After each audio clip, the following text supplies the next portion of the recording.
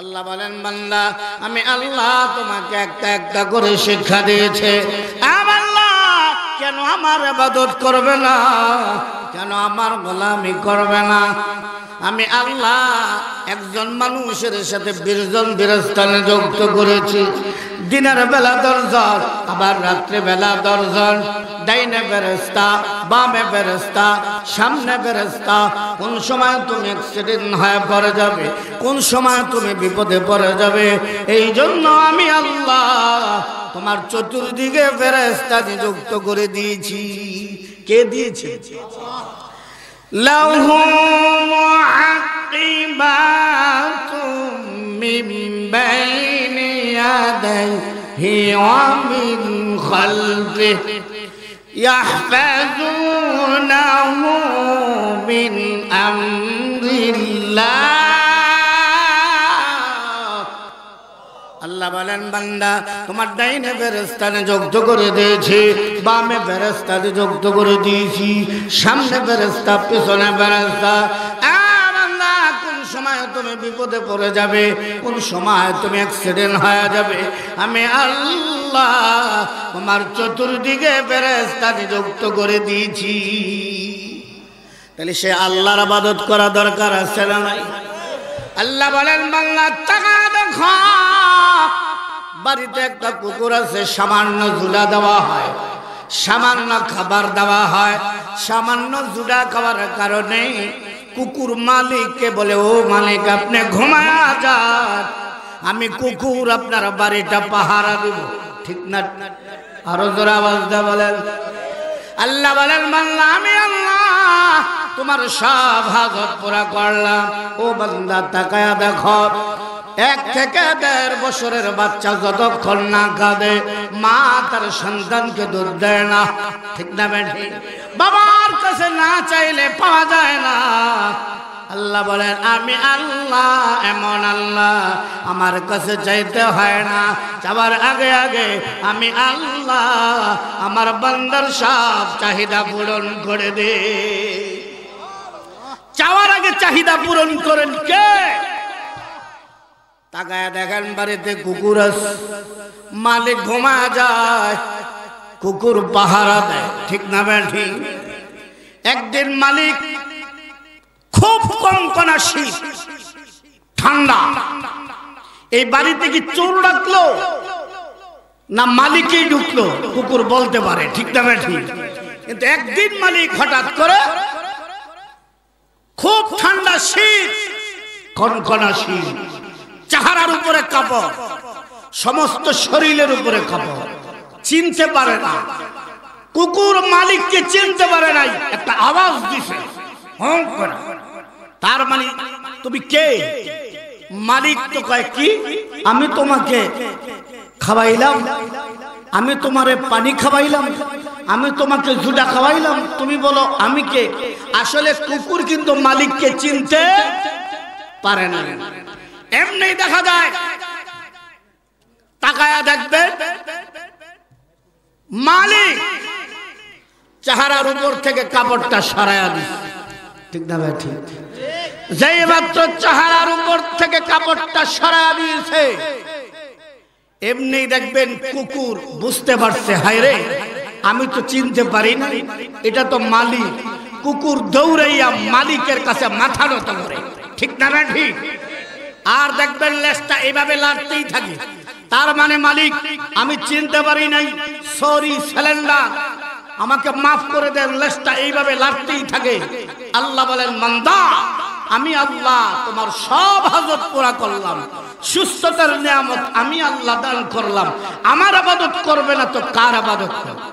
ঠিক না ভাই? ঠিক। ইবাদত করব কার? আরো জোরে বলেন কার? আল্লাহ বলেন এই জন্য যারা ঈমান আনবে, আমল সালেহ করবে, আমি আল্লাহ তাদেরকে জান্নাতুল ফিরদাউসের মেহমান বানায়া দেব। ইন্নাল্লাযীনা আমানু ওয়া আমিলুস সালিহাত কানাত লাহুম জান্নাতুল ফিরদাউসি নুজুলা। মহান আল্লাহ বলেন যারা ঈমান আনবে আর আমল সালেহ করবে, মহান আল্লাহ বলেন আমি আল্লাহ তাদেরকে জান্নাতুল ফিরদাউসের মেহমান বানায়া দেব। অন্য আয়াত আল্লাহ বলেন ভালোবাসা পয়দা করব, ভালোবাসা। ইন্নাল্লাযীনা আমানু ওয়া আমিলুস সালিহাত সায়াজআলু লাহুমুর রাহমানু ওদ্দা।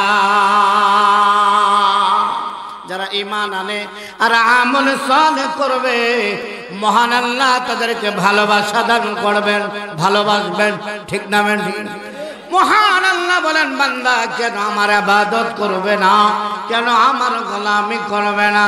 আমি আল্লাহ। ঠিক আছে, ঠিক আছে, জি জি, খুব সুন্দর দোয়া করবেন। আনাস সঙ্গে দাঁড়াইছি যেমন পরবর্তী। ঠিক আছে, সালাম। আসসালামু আলাইকুম। বরগুলি শ্রী বদরুল জামি মসজিদের তাফসীরুল কুরআন মাহফিলে সম্মানিত সভাপতি, আমরা অল্প সময়ের জন্য আপনাদের একটু সময় বের করতে আমরা আন্তরিকভাবে দুঃখিত। কারণ আমাদের মাঝে উপস্থিত হয়েছে কালিয়াকৈর উপজেলা আওয়ামী লীগের বিপ্লবী সভাপতি, সাবেক উপজেলা চেয়ারম্যান এবং আগামী 24শে মার্চ কালিয়াকৈর উপজেলা নির্বাচনে আনারস প্রতীকে উনি নির্বাচন করবেন। উনি জরুরি আরেকটা প্রোগ্রাম থাকাতে উনি অল্প সময়ের জন্য আপনাদের কাছে একটু দোয়া চাবেন। এখন সংক্ষিপ্ত আকার আপনাদের মাঝে দোয়া চাবেন জনাব কামালউদ্দিন শিখছেন।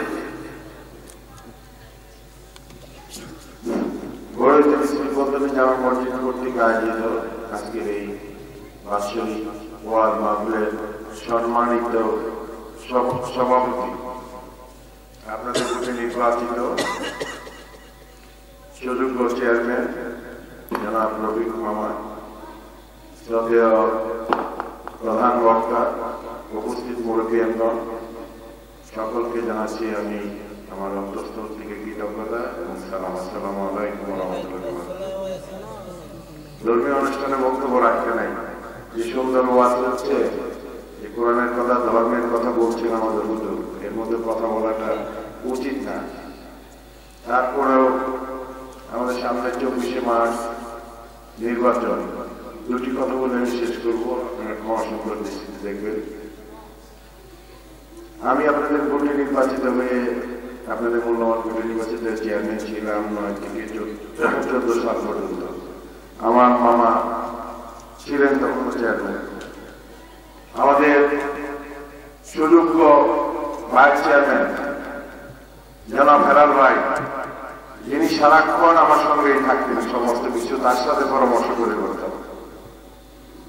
আমাদের সেই হেলাল ভাইকে নিয়ে যে আমাদের 5 বছরের সময়টুকু, সেই সময়টুকু কতটুকু ভালো কতটুকু মন্দ করতে পেরেছি সেটা আপনারা সকলে জানেন। বিশেষ করে আমার হেলাল ভাই জানেন, 9টা ইউনিয়নের চেয়ারম্যান বৃন্দ জানেন, 108 জন মেম্বার জানেন, উপজেলাবাসী জানেন, প্রশাসন জানেন।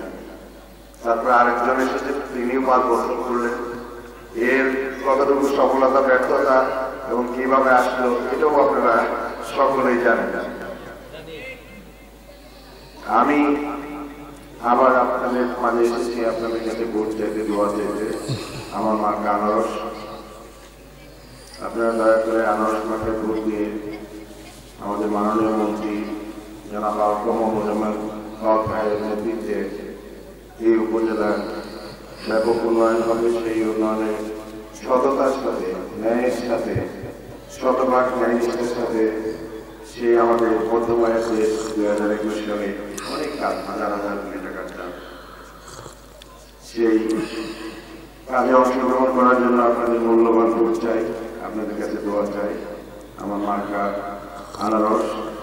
এই অত্র এলাকার যে মসজিদ আমার মামা কখনো কিছু বলে নাই, তারপরে আমি জানি বলবে এটা অনেক নির্বাচন আচরণ বিধিতে অনেক কিছুতে অনেক বাধা আছে। আমি মামার সাথে পরামর্শ করে এই নতুন মসজিদ আমার মামাকে মসজিদের জন্য আমি প্রায় জানেন যে আমি সারা উপজেলাতে কম বেশি আমার আল্লাহ তৌফিক দিয়েছেন, আমি সহযোগিতা করার চেষ্টা করি। এই মসজিদেও আমার হাতের ছোঁয়া থাকবে থাকবে বড় করে থাকবে ইনশাআল্লাহ। আপনারা ভালো থাকবেন, সুস্থ থাকবেন। আর আজকের এই ওয়াজ মাহফিল সার্থক সুন্দর হোক। আমি আবারও যদি আমার এই চলার পথে কোনো গোলবান্তি করে থাকি, আপনার অসংখ্য দৃষ্টিতে থেকে ভবিষ্যতে যেন আপনাদের অধিক সেবা করতে পারি, আপনাদের সুখে দুঃখে পাশে থাকতে পারি, এই প্রত্যাশা ব্যক্ত করে আবারও আপনাদেরকে মোবারকবাদ জানিয়ে আমি আমার কথা শেষ করছি। আসসালামু আলাইকুম ওয়া রাহমাতুল্লাহি ওয়া বারাকাতুহু। লা ইলাহা ইল্লাল্লাহ, লা ইলাহা ইল্লাল্লাহ,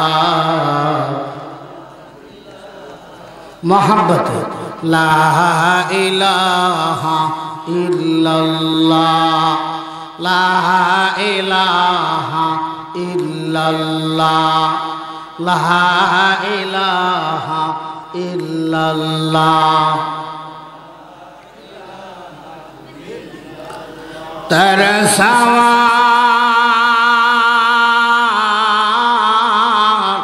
माबूद हमारे कोई नहीं है, अल्लाह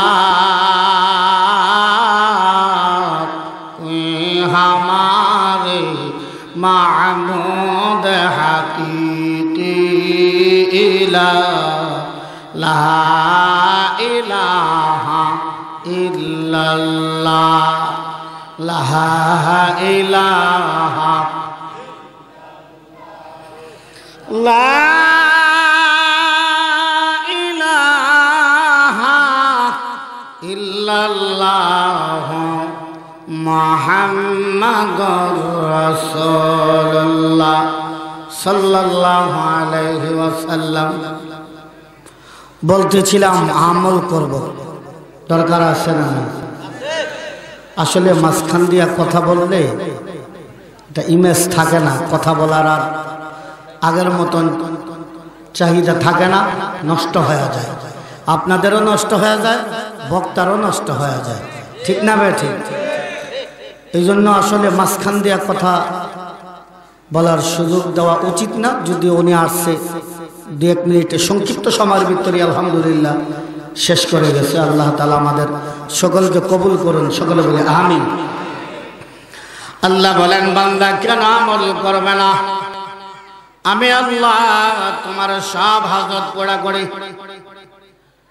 কুকুর সামান্য খাবার দেওয়া হয়, সামান্য ঝুলে দেওয়া হয়, মালিককে বাবা বলতে পারে না, ভোলে না। আল্লাহ বলেন, আমি আল্লাহ তোমাকে সৃষ্টি করলাম, তোমার হাত বানাইলাম, তোমার পাও বানাইলাম। কে বানাইছে? আরো জোরে বলেন কে? আল্লাহ তাআলা আমার সব হাজত পুরা করেছেন। আল্লাহ বলেন, বান্দা ওই কুকুর ঘুমায় না, মালিককে পাহারা দেয়। আমি আল্লাহ আমার বান্দাকে সৃষ্টি করে, আমার আল্লাহ ঘুমাই না। আমি আল্লাহ আমার বান্দার 24 ঘন্টা পাহারা দে। আল্লাহ ঘুমায় না, বান্দাকে পাহারা দেয়, ঠিক না? ঠিক। কয়েকটা কারণে আল্লাহ ঘুমায় না। লা তাখুযুহু সিনাতুন ওয়ালা নাওম। আল্লাহ ঘুমায় না, কয়েকটা কারণ। দুর্বল ঘুমায়, আল্লাহ তো দুর্বল না, সবল, ঠিক না? আল্লাহর পয়গম্বর হযরত মূসা আলাইহিস সালাম আল্লাহর সাথে তুর পাহাড়ে কথা বলে। मूसा अलैहिस्सलाम को अल्लाह दुनियार सबाई तो घुमाয় ঘুমায়নি আরো জোর আওয়াজ দাও দুটা পাখি কিচিমিচি আওয়াজ করে ঘুমায় কি ঘুমায় না পানির নিচের মাছ লাইট মারা দেখেন ঘুমায় কি ঘুমায় না আল্লাহ সবাই তো ঘুমায় তুমি যে ঘুমাও না আল্লাহ বলে কেন ঘুমাই না তার জবাব আগামী দিন দেব তবে আগামী দিন আসার সময় একটা গ্লাস আর একটা পেয়ালা নিয়ে আসবে ঠিক আছে আল্লাহ একটা গ্লাস আর একটা পেয়ালা নিয়ে হাজির হয়ে গেছে আল্লাহ বলেন মুসা পেয়ালা আনছো জি আল্লাহ এক একজন পয়গম্বরকে জান্নাতের 70 জন যুবকের শক্তি দান করেছে তাহলে কেমন শক্তি হবে আল্লাহ বলেন পয়গম্বর মুসাকে মুসা এই গ্লাসটা নিয়ে একটু দাঁড়ায় থাক পয়গম্বর মুসা কো এটা একটা পরীক্ষা হইল গ্লাস নিয়ে দাঁড়ায় থাকা দাঁড়িয়ে আছে পয়গম্বর মুসা গ্লাস নিয়ে দাঁড়িয়ে আছে বাবা মানুষ যত শক্তিশালী হোক না কেন ঘুম আসে কি আসে আরো জোরে বলেন পয়গম্বর মুসা যে মাত্র বাবা গ্লাস নিয়ে দাঁড়িয়ে আছে হঠাৎ করে চোখ লেগে গেছে যেই মাত্র চোখ লেগে গেছে হাত থেকে গ্লাস মাটিতে পড়ে গেছে মাটিতে পড়ে ভেঙে চুরমার হয়ে গেছে আল্লাহ কো মুসা জি আল্লাহ গ্লাস কোথায় পড়ছে আরো জোরে বলেন আল্লাহ ডাক দেওয়া মুসা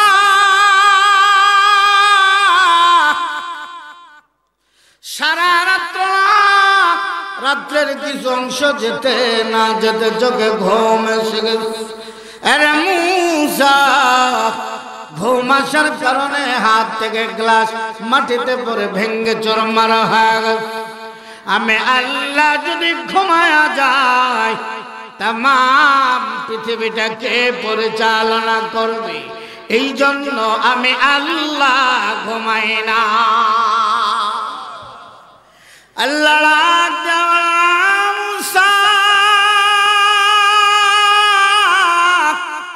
আমি আল্লাহ যদি বাংলাদেশের মানুষের সময়ের সাথে তাল মিলাইয়া আমি আল্লাহ যদি ঘুমা যাই বাংলাদেশের মানুষ এখন রাত্রিবেলা ঘুমায় কি ঘুমায় না আমি আল্লাহ যদি বাংলাদেশের মানুষের সময়ের সাথে তাল মিলাইয়া আমি আল্লাহ যদি ঘুমায়া যাই এখন এমন জায়গা আছে যেখানে দিনের বেলা ঠিক না ঠিক আমেরিকা এখন দিনের বেলা বাংলাদেশ এখন রাত্রিবেলা ঠিক না ঠিক একই সময় এক জায়গায় যোহরের নামাজের আজান দেওয়া হয় আর এক জায়গায় আসরের নামাজের আজান দেওয়া হয় আর এক জায়গায় মাগরিবের নামাজের আজান দেওয়া হয় আর এক জায়গায় এশারের নামাজের আজান দেওয়া হয় আর এক জায়গায় ফজরের নামাজের আজান দেওয়া হয় কে হয় না আল্লাহ বলেন আমি আল্লাহ যদি বাংলাদেশের মানুষের সময়ের সাথে তাল মিলাইয়া আমি আল্লাহ যদি ঘুমা যাই আমেরিকার বান্দা বান্দিরা আল্লাহ বলে ডাক দেবে সৌদি আরবের বান্দা বান্দিরা আল্লাহ বলে ডাক দেবে আমি আল্লাহ যদি ঘুমা যাই আমার বান্দার ডাকে কে সাড়া দেবে এই জন্য আমি আল্লাহ ঘুমাই না আল্লাহ মুসা আমি আল্লাহ যদি ঘুমা যায় আমার এমন কিছু বান্দা বান্দি আছে শেষ রাতে উঠা কম্বলটা গেলাতে মেয়েরা আসতেন যারা সেরে ভালো করে দুটা বানাইয়া আল্লাহ আকবর বলে তাহাজ্জুদের নামাজের দ্বারা যায় আছে না নাই আমার বান্দা তাহাজ্জুদের নামাজ আদায় করে আর চোখের পানি ছেড়ে দেয়া আমার কাছে সাহায্য চায় বিপদে পড়ে গেছে আমার কাছে সাহায্য চায় বালা মুসিবতে পড়ে গেছে আমার কাছে সাহায্য চায় বিপদ উদ্ধার করার মালিক কে বালা মুসিবত থেকে উদ্ধার করা মালিক কে আল্লাহ বলে আমি আল্লাহ যদি ঘুমায়া যাই আমার ওই বান্দা বান্দারা তাহাজ্জুদ নামাজ আদায় করে শেষ রাতে চোখের পানি ছেড়ে দেয়া আমার কাছে সাহায্য চাইবে, বিপদে পড়ে গেছে আমার কাছে সাহায্য চাইবে, আমি আল্লাহ যেন বিপদ থেকে উদ্ধার করে দে। আমি আল্লাহ যদি ঘুমায়া যাই আমার বান্দার ডেকে কে সাড়া দেবে? এই জন্য আমি আল্লাহ ঘুমাই না। আল্লাহ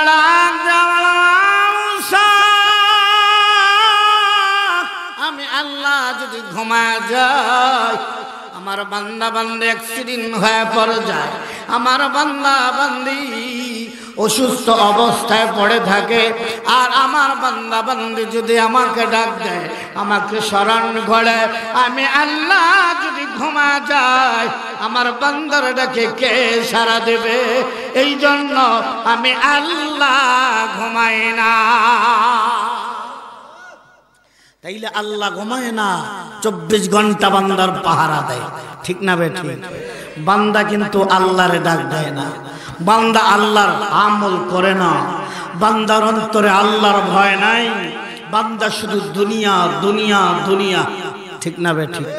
আরো জোরে বলেন, কিভাবে অট্টালিকার মালিক হবে, কিভাবে কোটি কোটি টাকার মালিক হবে, আল্লাহ কিভাবে শুধু দুনিয়া, ব্যবসার জন্য নামাজ পড়তে পারে না, ঠিক না বেঠিক?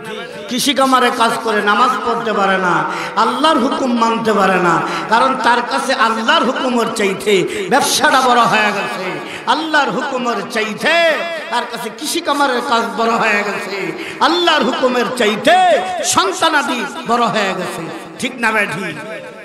এজন্য অন্তরে থাকতে হবে আল্লাহর ভয়। কার ভয়?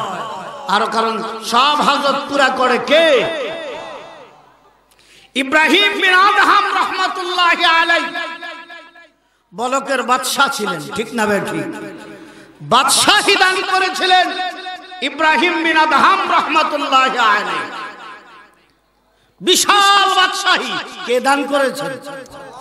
আল্লাহ। ইব্রাহিম বিন আদহাম রাহমাতুল্লাহি আলাইহির এক সময় তার ইচ্ছা হলো যে আমি শিকার করব। শিকার করে না? আওয়াজটা বলেন বাবা, শিকার করেনি? শিকার করতে যায়, ইচ্ছা জাগে না আমাদের অনেক কিছু। ইব্রাহিম বিন আদহাম বলকের বাদশা ইচ্ছা জাগলো সে শিকার করবে। সকল শিকারীদেরকে খবর দেওয়া হলো যে বাদশা শিকার করবে। বাদশার একটা বান্দি আছে, যে বান্দি প্রতিদিন তার বিছানা পরিষ্কার করে, বিছানা বিছায়া দেয়, তার বালিশ বিছায়া দেয়, কম্বল রাখে, বিছানা পরিষ্কার করে। বাদশা ইব্রাহিম বিন আদহাম রাহমাতুল্লাহি আলাইহি বলকের বাদশাহী পাইলেন। দুনিয়ার বাদশাহী, দুনিয়ার বাদশাহী। ইব্রাহিম বিন আদহাম রাহমাতুল্লাহি আলাইহি শিকার করার জন্য জঙ্গলে চলে গেল। বাবা জঙ্গলে ইব্রাহিম বিন আদহাম রাহমাতুল্লাহি আলাইহি শিকার করতেছে, আর তার বান্দি বিছানা পরিষ্কার করে, বিছানা সুন্দর করে বিছায়া রাখেন। বাদশাহ এসে বিছানায় ঘুমাইবে, কারণ বাদশার কাজ বান্দিরা করে রাখেন।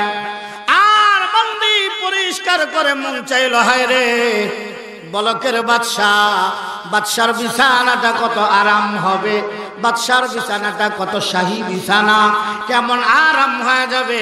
এই জন্য বান্দি একটু শুইলেন, দেখি কেমন আরাম লাগে, কেমন শান্তি লাগে। যেই মাত্র বলকের বাদশা ইব্রাহিম বিন আদহাম রাহমাতুল্লাহি আলাইহি বিছানায় যেই মাত্র শুয়ে পড়লেন, আর চোখ লেগে গেল আরামের বিছানায় বান্দি শুয়ে পড়লেন। চোখ লাগার কারণে আর ইব্রাহিম বিন আদহাম রাহমাতুল্লাহি আলাইহি এসে দেখে বান্দি তার বিছানায় ঘুমায় আছে। চোখ দুইটা লাল হয়ে গেছে, কারণ বাদশার বিছানায় যদি কোনো বান্দি শুয়ে থাকে অবস্থা খারাপ হবে কি হবে না?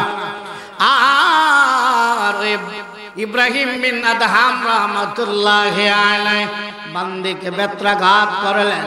যেই মাত্র বেত্রাঘাত করলেন বান্দি হাসলেন, আবার দ্বিতীয়বার ইব্রাহিম বিন আদহাম রাহমাতুল্লাহি আলাইহি আবার দ্বিতীয়বার আরেকটা বেত্রাঘাত করলেন। দ্বিতীয়বার বেত্রাঘাত করার কারণে বান্দি কাঁদলেন। এমনি ইব্রাহিম বিন আদহাম রাহমাতুল্লাহি আলাইহি বলে, বান্দি রে, প্রথম বেত্রাঘাত করলাম তুমি হাসলে, আবার দ্বিতীয়বার বেত্রাঘাত করলাম তুমি কাঁদলে, কারণটা কি? বান্দি ডাক দিয়া বলে, আমাকে আপনি যখন বেত্রাঘাত করলেন এই জন্য আমি হাসলাম, কারণ আমি বান্দি হইয়া আমি বাদশার বিছানায় কিভাবে ঘুমাইলাম। আমার যে বিচারটা করা হলো, যে বেত্রাঘাতটা করা হলো, এটা আমার জন্য অনেক কম হয়ে গেছে, অনেক কম হয়ে গেছে। আমি এত বড় অপরাধী, এত বড় অপরাধ করলাম, অপরাধের বিচার কম হয়ে গেছে, এই জন্য আমি হাসলাম। দ্বিতীয়বার বেত্রাঘাত করার কারণে কেন কাঁদলে? বান্দে ডাক দিয়া বলে, বাদশাহ, আমি দ্বিতীয়বার বেত্রাঘাত করার কারণে এই জন্য কাঁদলাম, আমি বান্দি হইয়া আপনার এই বিছানার ভিতরে ঘুমানোর কারণে আমাকে বেত্রাঘাত করেছেন, এই জন্য আমি কাঁদলাম। আপনি বাদশাহী পাইয়া আপনার এত শাহী বিছানা, ওই আরামের বিছানার ভিতরে থাইকা আল হাসরের ময়দানে, কিয়ামতের ময়দানে আল্লাহ তাআলার বিচারের কাঠগড়ায় দাঁড়া যাইতে হবে। কারণ বাদশাহ আরামের বিছানার ভিতরে থাইকা আল্লাহকে পাওয়া যাবে না, আল্লাহকে খুশি করা যাবে না, এই জন্য আমি বান্দি দ্বিতীয়বার কাঁদলাম।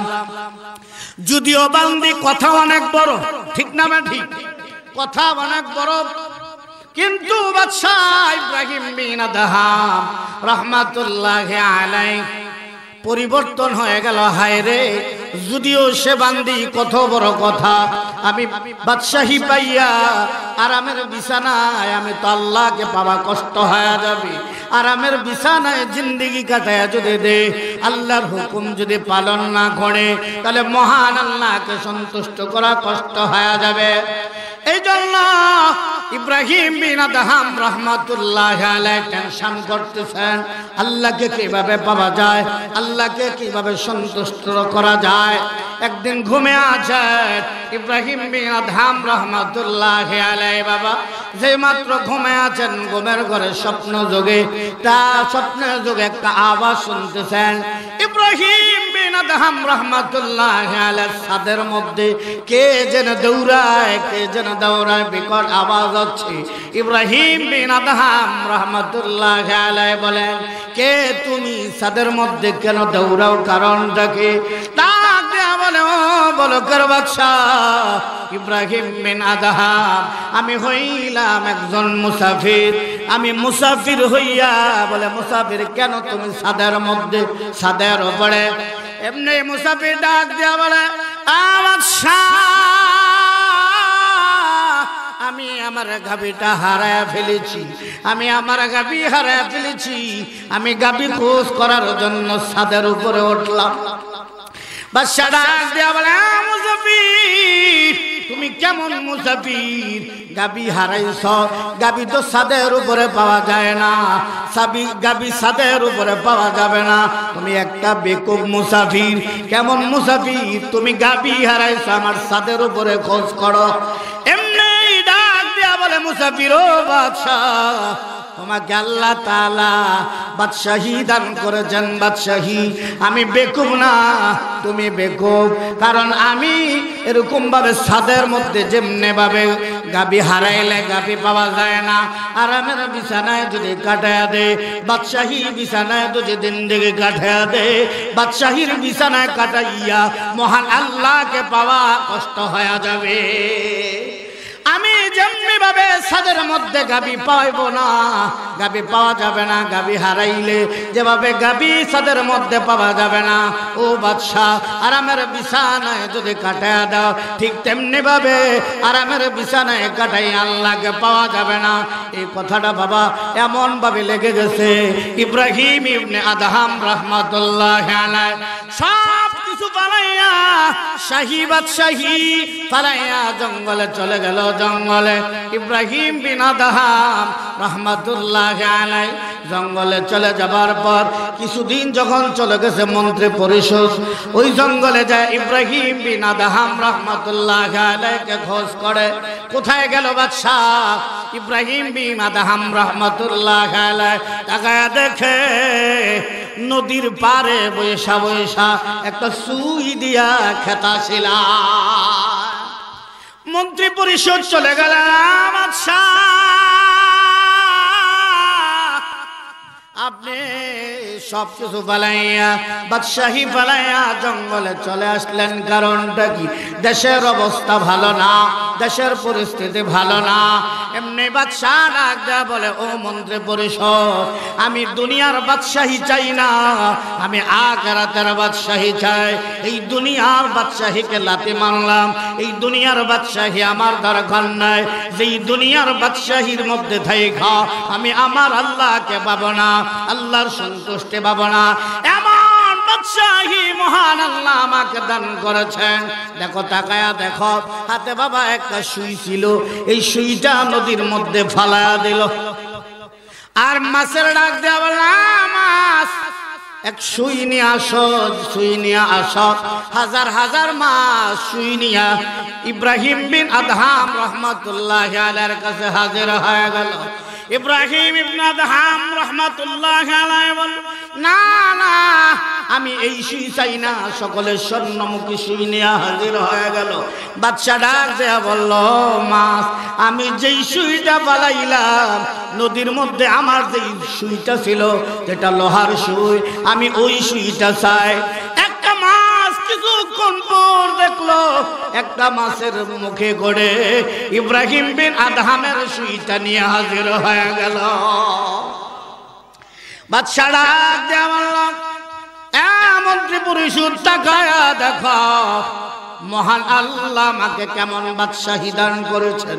দুনিয়ার বাদশাহী দরকার নাই, দুনিয়ার বাদশাহী আমি চাই না। মহান আল্লাহ যে বাদশাহী আমাকে দান করেছেন, এই বাদশাহী ছেড়ে দেব না, ছেড়ে দেব না। আমি আর মুলুকের বাদশাহ হতে চাই না, আমি আর যাব না। তাহলে বোঝা গেল, আল্লাহকে যদি পেতে চায়, আল্লাহকে যদি সন্তুষ্ট করতে চায়, তাহলে আমল ছাড়া আল্লাহকে পাওয়া যাবে না। ঠিক না বে ঠিক? আরো জোরে বলেন। এজন্য ইবাদত করতে হবে কার? আরো জোরে বলেন কার? আল্লাহ বলেন, বান্দা আমি আল্লাহ তোমাকে বানাইলাম, সব হাজত পুরা করলাম। আমি আল্লাহ আকাশ সৃষ্টি করলাম, জমিন সৃষ্টি করলাম। বান্দা আমি আল্লাহ দুনিয়াতে পাঠাইলাম, দুনিয়াটা হাজত পুরা করার জায়গা। দুনিয়াতে থেকে আমল করবে, যে আমলের কারণে মহান আল্লাহ খুশি হয়ে যাবে, যে আমলের কারণে জাহান্নামের আগুন হারাম হয়ে যাবে, যে আমলের কারণে মহান আল্লাহ জান্নাত দিবেন। ঠিক না বে ঠিক? তাহলে আমরা কি জান্নাতে যেতে চাই না জাহান্নামে? কারা কারা জান্নাতে যেতে চাই? নারায়ে তাকবীর। আল্লাহ কবুল করো, সকলে বলি আমিন। হাত তুললেই যাওয়া যাবে না, আমল করতে হবে। আরো জোরে বলেন, ঠিক না বে ঠিক? এজন্য আল্লাহর হুকুম কেন মানবো? কয় কারণ? দুই কারণ। আরো জোরে বলেন, কয় কারণ? এখন আসুন, বিশ্ব নবী রাহমাতুল লিল আলামিনের তরিকা মানার দরকার আছে না নাই? আরো জোরে বলেন। মনে রাখতে হবে 24 ঘন্টায় ইবাদত। ঠিক না বে ঠিক? যদি রাসূলের তরিকায় মানি, দুনিয়াবি হোক উখরবি হোক, 24 ঘন্টায় ইবাদত। কেমনে ইবাদত? যারা ব্যবসা করে, ব্যবসার মধ্যে যদি রাসূলের সুন্নাত ঢুকায়া দেয়। কার সুন্নাত? রাসূলের সুন্নাত মানি। ব্যবসায় ওজনে কম দিব না, একটা দেখাইয়া আরেকটা বিক্রি করব না, অধিক মুনাফা অর্জন করব না। রাসূলের সুন্নাত আছে, ব্যবসা করলাম, আমি মুনাফা অর্জন করলাম, আমার ফায়দা হলো, আমার লাভ হলো। কিন্তু রাসূলের একটা সুন্নাত থাকার কারণে যতক্ষণ ব্যবসা করলাম ততক্ষণ আমার আমল লিখা হয়েছে, আমল লিখা হয়েছে। শুধু তাই না, আমি স্ট্যান্ডায় গেলাম, মাথায় টুপি আছে, ঢিলা আছে, বাম পাও দিয়া ঢুকলাম, দোয়া পড়া ঢুকলাম, স্ট্যান্ডায় ঢিলা করে ব্যবহার করলাম। আবার ডান পাও দিয়া বাইর হলাম, দোয়া পুরা বাইর হলাম। যতক্ষণ ইস্তেঞ্জায় ছিলাম, হাজত পুরা করলাম, ততক্ষণ আল্লাহ তাআলা আমল লিখবেন আমার আমল নামা। রাসূলের একটা সুন্নত থাকার কারণে, ঠিক না বে ঠিক? শুধু তাই না, আমি ঘুমাইলাম, এশারের নামাজ জামাতের সহিত পড়ে ঘুমাইলাম, সারা রাত্র ঘুমাইলাম, ওযু করে ঘুমাইলাম, ডান কাতে ঘুমাইলাম, দোয়া পড়ে ঘুমাইলাম। রাসূলের একটা তরিকা লাগায়া দিলাম। রাসূলের তরিকাটা লাগানোর কারণে আবার সকালবেলা ফজরের নামাজটা ঘুম থেকে উঠা জামাতের সহিত আদায় করলাম। এই রাসূলের একটা তরিকা থাকার কারণে সারা রাত্র ঘুমাইলাম, আমি আমার হাজত পুরা করলাম, আমি আমার চাহিদা পূরণ করলাম, ঘুমাইলাম। আমার ফায়দা হলো, আমার লাভ হলো, সারা রাত্র ইবাদত করলে যেই সওয়াব হবে মহান আল্লাহ রাসূলের তরিকা থাকার কারণে সারা রাত্রের ইবাদতের সমান সওয়াব আমার আপনার আমল নামায় দান করে দেবে। শুধু তাই না, গোসল করলাম রাসূলের তরিকায়, এটাও ইবাদত। শুধু তাই না, আমি রাস্তায় হাঁটলাম, ডান দিকে হাঁটা সুন্নাত। ডান দিকে হাঁটা কি? আরো জোরে বলেন। রাসূলের তরিকায় হাঁটলাম, ডান দিকে হাঁটা অ্যাক্সিডেন্ট হয়ে দুনিয়া থেকে বিদায় হয়ে গেলাম, সে শহীদি মর্যাদা পাবে রাসূলের একটা সুন্নত মানার কারণে, ঠিক না বে ঠিক? এই জন্য 24 ঘন্টা 24 ঘন্টাই ইবাদত। যে বিবাহের অনুষ্ঠানে গায়ে হলুদের নামে ইসলাম বিরোধী কার্যকলাপ হবে না, গান বাজনার আওয়াজ হবে না, পিটানির আওয়াজ হবে না, বেপরদায় চলাফেরা হবে না, আর কনের বাড়িতে বিশাল আয়োজন হবে না, শরীয়ত সম্মত বিবাহ হবে, রাসূলের তরিকায় হবে। এই বিবাহের ভিতরে আল্লাহর রহমত থাকবে। ওই বিবাহটা যতক্ষণ ওই অনুষ্ঠান হবে ততক্ষণ আল্লাহর রহমত নাযিল হবে। শুধু একটাই কারণ, সেটা রাসূলের তরিকা থাকার কারণে। কার তরিকা? আওয়াজ দিয়ে বলেন, কার তরিকা? তাহলে আমার নবী কোনো বাৎসরিক নবী না, আমার নবী কোনো মাসিক নবী না, আমার নবী 24 ঘন্টার নবী, ঠিক না রে ঠিক? আমার নবী সাপ্তাহিক নবী না। খাইতে গেলে রাসূলের তরিকা, চলতে গেলে রাসূলের তরিকা। যেই তো রাসূলের তরিকায় যদি খাই ওইটা ইবাদত হবে, রাসূলের তরিকায় ঘুমাইলে ইবাদত হবে, রাসূলের তরিকায় কৃষি কামারের কাজ করি ওইটা ইবাদত হবে। 24 ঘন্টাই ইবাদতে শামিল যদি রাসূলের তরিকা লাগায়া দিই, ঠিক না রে ঠিক? এজন্য যে ইবাদতের মধ্যে তরিকা থাকবে কার? রাসূলের।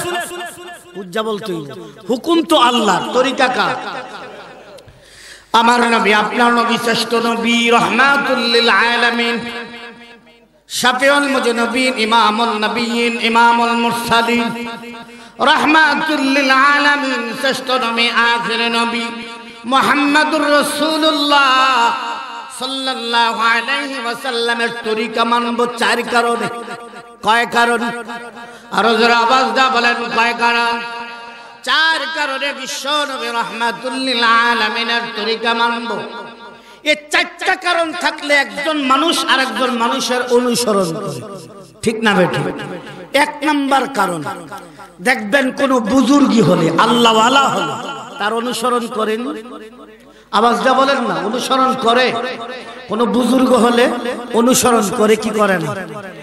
বুজুর্গের কারণে যদি কেউ কাউকে অনুসরণ করে, আমার নবী, আপনার নবী, বিশ্ব নবী রাহমাতুল লিল আলামিনের চাইতে কেউ বুজুর্গ ছিলও না, কিয়ামত পর্যন্ত আসবে না, ঠিক না বে ঠিক? আল্লাহর পয়গম্বর কেমন বুজুর্গ ছিলেন বাবা? আবু হুরায়রা রাদিয়াল্লাহু তাআলা আনহু আল্লাহর পয়গম্বরের মা যেহেতু মুশরিকা, মার বিরুদ্ধে কথা বলেন। আল্লাহ পয়গম্বর বলেন, আবু হুরায়রা তুমি কি তোমার মার বিরুদ্ধে নালিশ করো না? আবু হুরায়রা রাদিয়াল্লাহু তাআলা আনহু বলেন, ওগো নবীজি, আমি আমার মার বিরুদ্ধে নালিশ করি না, তবে আমার বিশ্বাস, আমার ধারণা আমার মা মুশরিকা। বিশ্ব নবী, আপনি যদি আমার মার জন্য একটু দোয়া করেন, মহান আল্লাহ আপনার দোয়াটা কবুল করে নেবে। এই জন্য বলছি, আল্লাহর পয়গম্বর হাত উঠায় দোয়া করেন। দোয়া করতেছেন আবু হুরায়রা মার জন্য। আবু হুরায়রা রাদিয়াল্লাহু তাআলা আনহু একবার দৌড় দিলেন বাবা, দৌড় দিলেন বাড়ির দিকে। আরেক সাহাবী ডাক দেয়া বলে, আবু হুরায়রা, বিশ্ব নবী রাহমাতুল লিল আলামিন তোমার মায়ের জন্য দোয়া করে, আর তুমি দৌড়াইতেছো, কারণটা থামো থামো। আবু হুরায়রা রাদিয়াল্লাহু তাআলা আনহু বলেন, আমাকে ছেড়ে দে, আমি দৌড়াইয়া বাড়িতে চলে যাই। আমি আজকে দেখব আমি আগে পৌঁছতে পারি না আমার আগে পৌঁছার আগে আগে বিশ্বনবী রাহমাতুল লিল আলামিনের দোয়াটা মহান আল্লাহর কাছে কবুল হয়ে যায়। আবু হুরায়রা রাদিয়াল্লাহু তাআলা আনহু বাবা চলে গেল। প্রতিদিন মা গালাগালি করে, প্রতিদিন দরজা খোলে না। আজকে বলে, আজকে এমন সুন্দর ভাষা ব্যবহার করে, নয়নের মণি লক্ষ্মী মনে কয়ে মা সুন্দর করে ডাক দেয়, আবু হুরায়রা আসতো না। আবু হুরায়রা বলে, এমনি না, বিশ্বনবী রাহমাতুল লিল আলামিনের মায়ের দোয়া কবুল হয়, বিশ্বনবীর দোয়া কবুল হয়েছে, ঠিক না বেঠিক? মা দরজা খুলে দিলেন। আজকে বলে, আবু হুরায়রা তুমি কোন নবীর কাছে যাও? তুমি আজকে যাওয়ার পরে আমার কেমন জানি পেরেশানি হয়ে গেল। আমি গোসল করলাম, নিয়ে চলো যে নবীর কাছে তুমি যাও। আবু হুরায়রা রাদিয়াল্লাহু তাআলা আনহু মাকে নিয়ে বিশ্ব নবীর দরবারে হাজির হয়ে গেল। আবু হুরায়রার মা বলতেছে, উনি হলো বিশ্বনবী রাহমাতুল লিল আলামিন মুহাম্মদুর রাসূলুল্লাহ সাল্লাল্লাহু আলাইহি ওয়াসাল্লাম। এত সুন্দর চেহারার অধিকারী, উনি কোনোদিন মানুষের খারাপ করতে পারে না, কোনোদিন মানুষের ক্ষতি সাধন করতে পারে না। উনি যে পয়গম্বর এটা কোনো সন্দেহ নাই। আমার নবীজি আমাকে এই মুহূর্তে কালিমা পড়ে মুসলমান বানিয়ে দিন। লা ইলাহা ইল্লাল্লাহ মুহাম্মাদুর রাসূলুল্লাহ সাল্লাল্লাহু আলাইহি ওয়াসাল্লাম। কালিমা পড়ে মুসলমান হয়ে গেল। বোঝা গেল বুজুর্গির কারণে যদি কেউ কাউকে অনুসরণ করে, আমার নবী আপনার নবী বিশ্ব নবী রাহমাতুল লিল আলামিনের চাইতে কেউ বুজুর্গ ছিল না, ঠিক না বেঠিক? কিয়ামত পর্যন্ত আসবে না। 2 নম্বর কারণ, বেশি সুন্দর হইলে অনুসরণ করে কি করে না? খুব সুন্দর। সুন্দরের কারণে যদি কেউ কাউকে অনুসরণ করে, তাহলে আমার নবী আপনার নবী বিশ্ব নবী রাহমাতুল লিল আলামিনের চাইতে কেউ সুন্দর ছিল না, কিয়ামত পর্যন্ত আসবে না, ঠিক না বেঠিক? আল্লাহর পয়গম্বর দুনিয়াতে জন্মগ্রহণ করেছেন।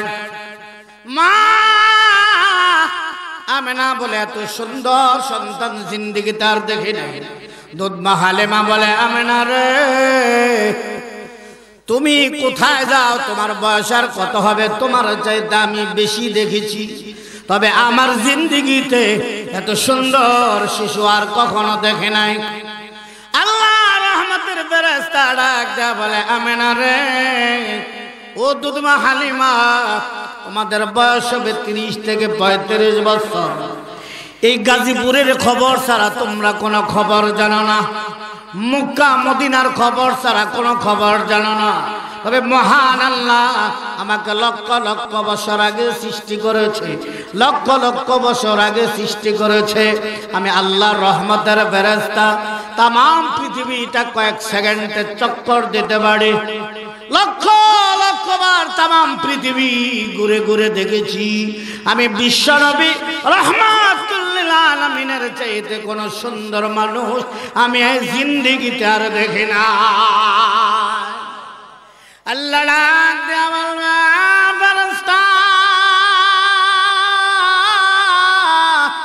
তুমিও শুনে রাখো, আর আমেনা দুধ মা হালেমাকে জানা দাও, লক্ষ লক্ষ বছর আগে আমি আল্লাহ সৃষ্টি করেছি। আমার পয়গম্বরের মতন কাউকে এরকম সুন্দর দেখো নয়, তবে আমি আল্লাহ জানায়া দেই, আমি আল্লাহ দুনিয়াতে যত পয়গম্বর যত মানুষ সৃষ্টি করেছি, আমি আমার বিশ্ব নবী রাহমাতুল লিল আলামিনের চাইতে আর কাউকে সুন্দর করে দুনিয়াতে পাঠাই না।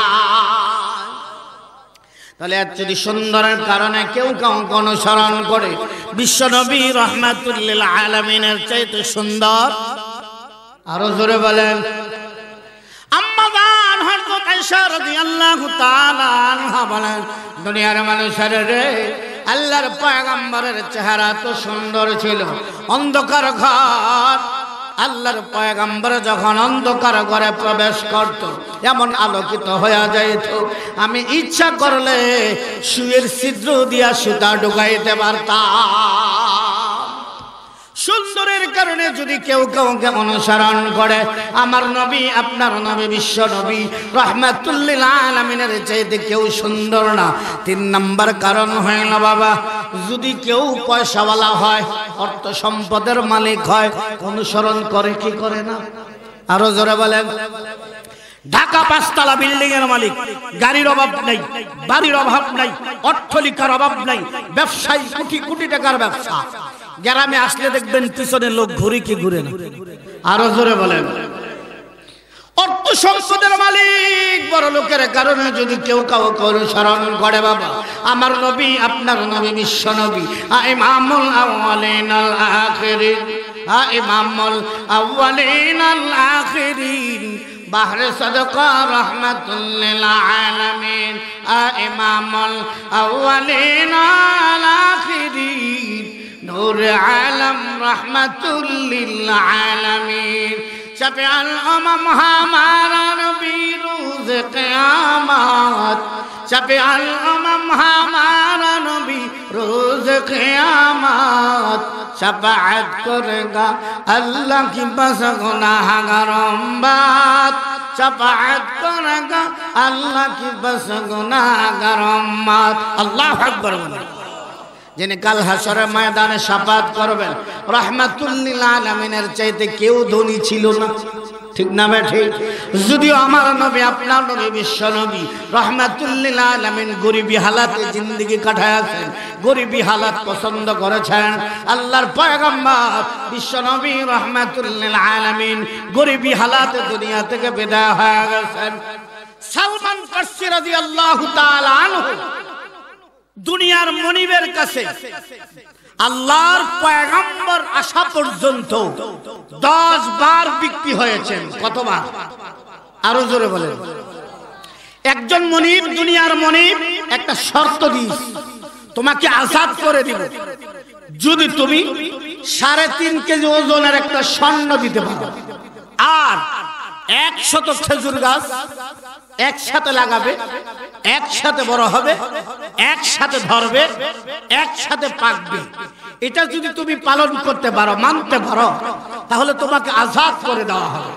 সালমান ফারসি রাদিয়াল্লাহু তাআলা আনহু বলে, নবীজি আমার দুনিয়ার মনিব তো এমন শর্ত দিয়েছে, আল্লাহর পয়গম্বরের কাছে সামান্য ডিমের সমতুল্য স্বর্ণ মুদ্রা।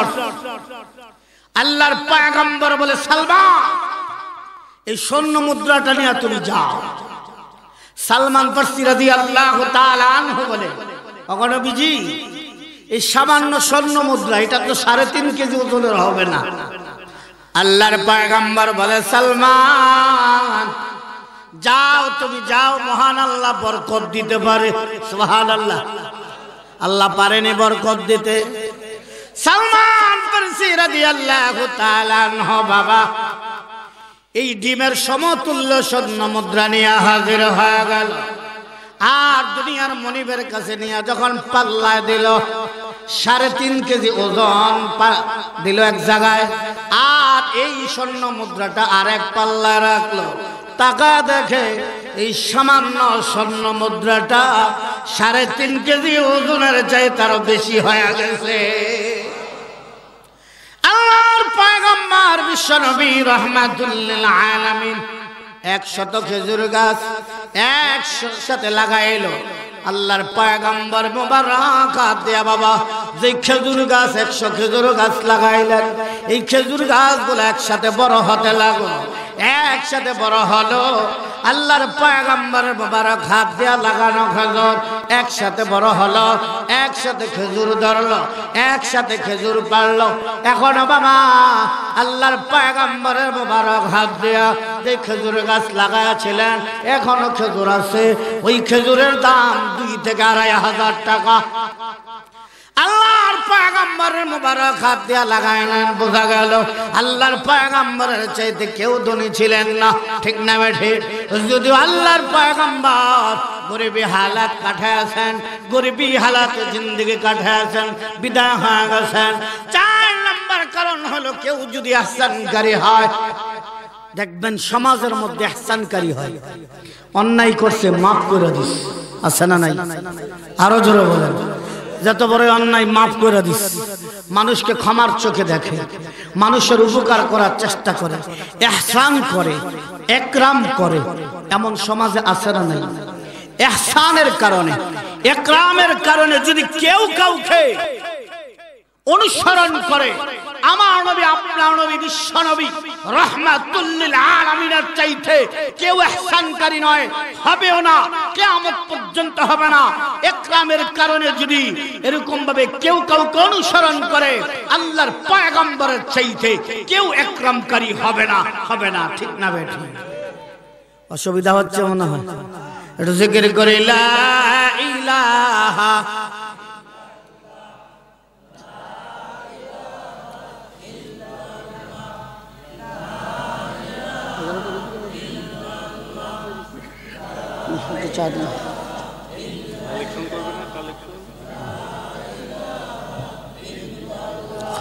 मोहब्बत ला इलाहा इल्लल्लाह,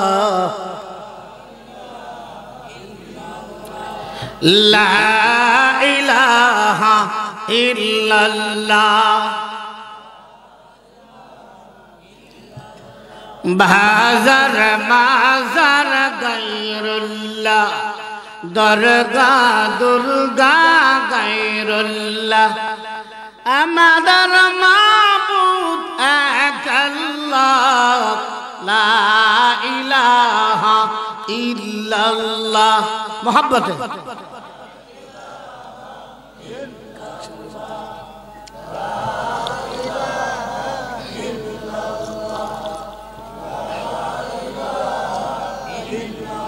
লা ইলাহা ইল্লাল্লাহ মুহাম্মাদুর রাসূলুল্লাহ সাল্লাল্লাহু আলাইহি ওয়াসাল্লাম। তাহলে 2 নম্বর আমলে সালেহ, ইবাদত করা দরকার, আছে না নাই? আরো জোরে বলেন, আছে না নাই? যেহেতু মসজিদের উদ্যোগে মাহফিল, এই জন্য ইবাদতের আলোচনা সামান্য করলাম। এই ইবাদত সবচেয়ে বড় ইবাদত এই মসজিদে করা হয়, ঠিক না ভাই? ঠিক। হাত বানাইছে কি বাবা? পাও বানাইছেন কি?